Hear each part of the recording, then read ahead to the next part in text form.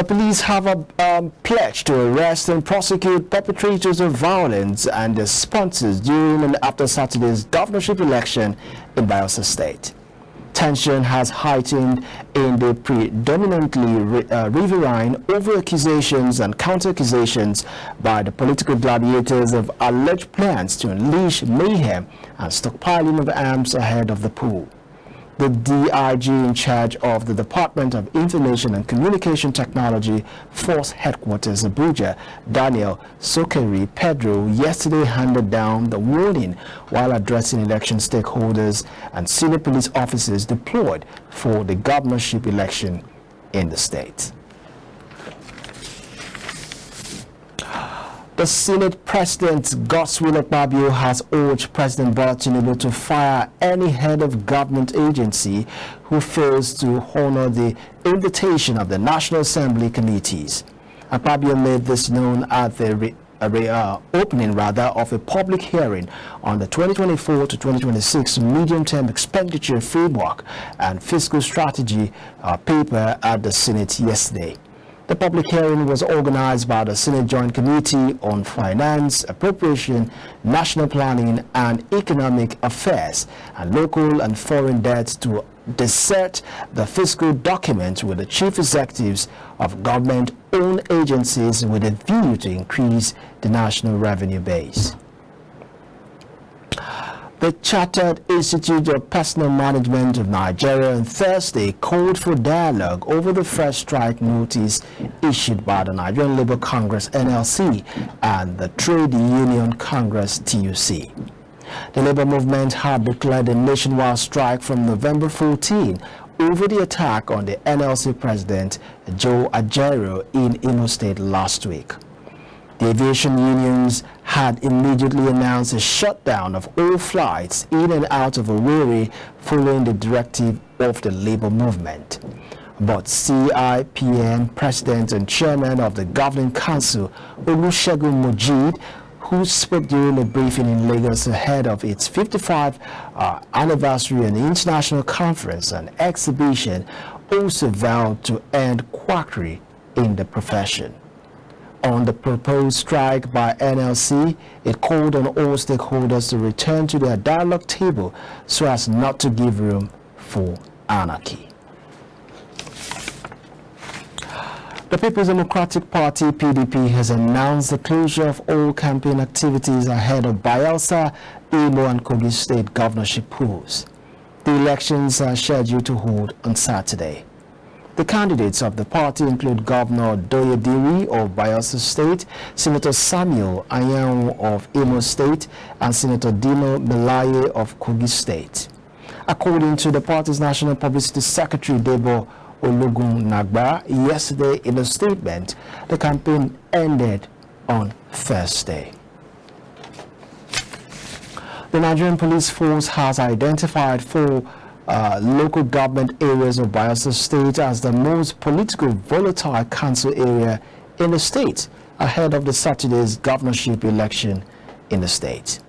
This has assured the people of the state that it would ensure a peaceful atmosphere before, during and after the polls through adequate deployment of men and officers in collaboration with sister security agencies. The Deputy Inspector General of Police supervising the South-South Zone, Daniel Sokari Pedro, who discloses during a meeting with election stakeholders at the police officers' mess in Yenagoa on Thursday, said the Inspector General of Police, Kayode Igbetukun, was committed to a free and fair electoral process.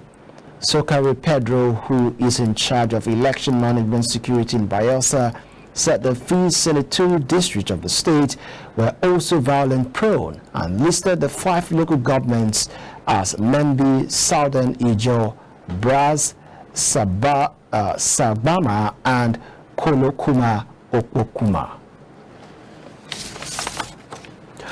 The Canadian High Commission in Nigeria has said its Abuja and Lagos visa application centers remain open for the processing of immigration, refugee, and citizenship applications. Recall that the Canadian High Commission had on Tuesday announced the suspension of operations in its Abuja office following a fire incident at its generator house which claimed 2 lives on Monday. As a result, Nigerians had expressed fear that the operations suspension would hamper visa application processes. However, in a statement posted on its official handle on Thursday, the Canadian High Commission clarified that its Abuja-Lagos visa application centers remain open and operational. Africa, the head of Madagascar's lower house of parliament, has called for suspension of next week's presidential elections following weeks of opposition protest. Christine Razanamahaso, who leads a mediation group to try to resolve the political crisis, said the current climate in the country did not allow for a free and credible vote to be held as scheduled on 16th November. She said the poll should be delayed to ensure what she called peace and harmony in the country. Madagascar is paralyzed by a power struggle between the incumbent Andre Rajoelina and the former president Marc Ravalomanana. Israeli troops and Hamas were locked in heavy close-quarter fighting in Gaza City on Thursday, including a 10-hour battle that Israel said topped one of the Palestinian militant strongholds. Hamas fighters armed with rocket-propelled grenade launchers and assault rifles were clashing with Israeli soldiers backed by armored vehicles in the ruins of the besieged territories north. Israeli flags were flying over buildings at beach resort in northern Gaza, and there was little sign of any human presence amid the destruction, as hundreds of thousands have fled a dire humanitarian situation. The utter devastation is the result of over a month of war sparked by October 7 Hamas attack on Israel.